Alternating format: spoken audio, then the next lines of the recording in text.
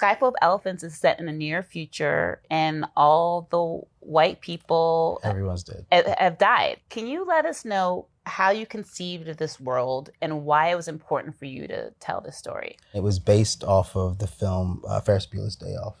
I was living in New York, having a very tough time in the city, and whenever I'm having a tough time, I watch 90s films.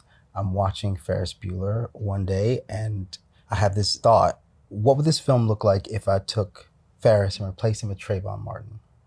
And I immediately understood that that film would not work. If Trayvon is in that Porsche driving 90 miles an hour down the street, he'd get pulled over immediately. And so I knew I needed to start to write stories that opened up the sort of characterization that probably didn't exist in the stuff that I saw. And even as I attempted to write those stories, I couldn't imagine the characters. I was really struggling. And so I sort of went back to Toni Morrison, as we do. And she often talked about writing beyond the white gaze. And I thought, well, let's just get it out of the way.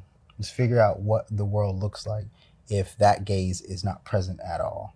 And then it opened up a whole bunch of questions that drove the narrative. It was the propulsion of the narrative more than even my own desires. The characters are moving as they wanted to move because the world sort of created a canvas for them to exist.